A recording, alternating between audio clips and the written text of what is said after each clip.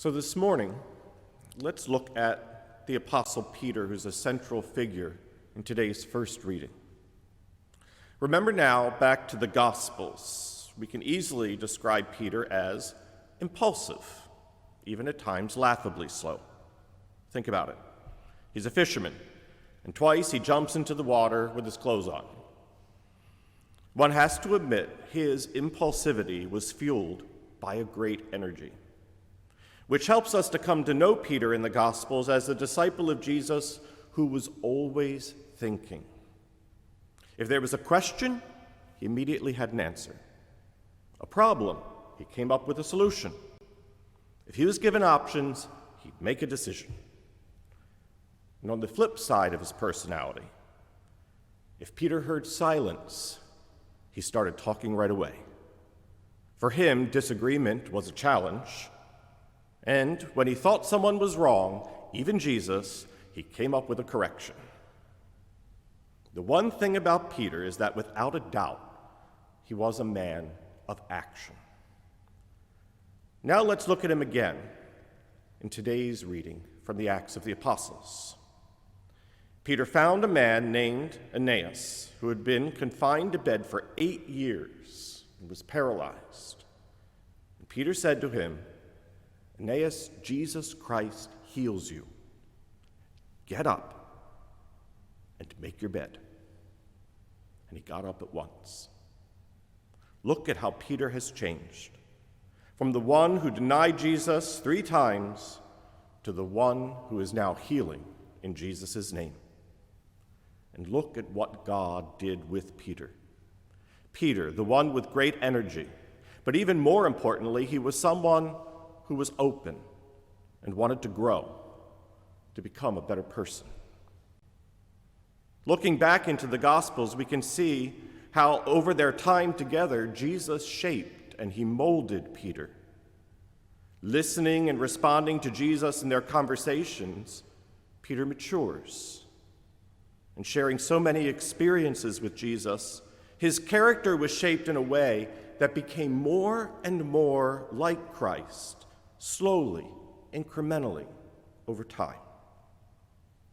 When Peter becomes the leader of the Christian community in Acts, his ego was such that he wasn't threatened by disagreement or challenge or even his own potential to mess things up.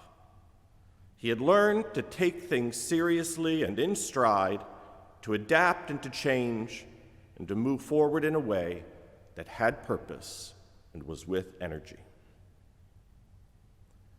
The Christian author C.S. Lewis has a good insight into how people like Peter, and like you and me, change and grow over time. It's something that happens gradually. For Lewis says, people often think that Christian morality is a kind of bargain in which God says, if you keep a lot of rules, I'll reward you. And if you don't, I'll do the other thing. Lewis disagrees and says that every time we make a choice, we're turning the very central part of ourselves, the part in each of us that chooses, into something a little different than what it was before. Consider Peter as an example. Taking his whole life, with all his innumerable choices, all his life long, he slowly turned this central thing inside of him to be in harmony with God, with other creatures, and with himself, rather than into one that's in a state of war with God and with its fellow creatures, with itself. Peter cooperated with God's grace to learn, to change, to grow. Indeed, God took Peter and he drew with those crooked lines. The question Jesus has for us today, I think, is a simple one. Can we, like Peter, learn, change, and become more Christ-like?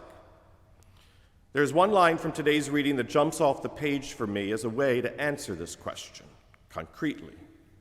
But first, remember when Jesus cures the paralytic in the gospel, and he says to him, "Pick up your mat and walk"?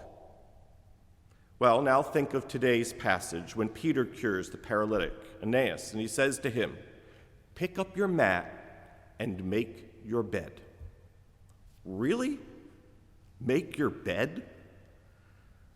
Something tells me that one of the lessons learned by Peter in his living with Jesus was Jesus teaching him and insisting that he make his bed on a daily basis. Why do I think this? Because making a bed builds character. In the morning, it gives us a task, as simple as it is, that is reasonable, that is good, and is completed with relative ease. Then no matter how the day goes, we have at least one win. And a made bed also means something else. It says, I prepared something for later, for the evening, for I will return, for something must continue anew. Let me explain using Jesus' empty tomb as an example. Remember when Peter arrived at the tomb in John's Gospel, and he saw the cloth, the napkin, that had covered Jesus' face, and it was neatly folded and placed off to the side.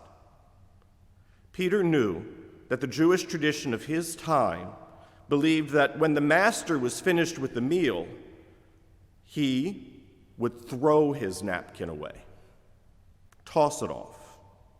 But if a master folded his napkin and put it neatly to the side and walked away from the table, then the servant knew that he wasn't finished. Don't clean up, because he was coming back. In the tomb, Jesus, who I imagined made his bed every day, was saying that he wasn't finished yet. So having eventually learned his lesson in the tomb, Peter's now telling the paralytic to make his bed. Peter was telling Aeneas that he, Aeneas, was not finished, but his life was just beginning. It was an indication that the Christian disciple, that each and every one of us have more to do, to get up and to proclaim the good news that Christ is risen, and that even in our darkest days and hardest moments, hope is with us. This now slowly forms and molds our character to become more and more like Christ. So our lesson for today, perhaps it's to remember that every time we make a choice, we're turning the very central part of ourselves, the part in each of us that chooses, into something a little different than it was before. Consider our lives as a whole with all of our innumerable choices. It's ours to turn this central thing within us, our character, to be in harmony with God, with other creatures, and with itself. And yes, it begins by responding to the words of Peter each and every morning. Jesus Christ loves and heals you. Jesus Christ loves and heals me.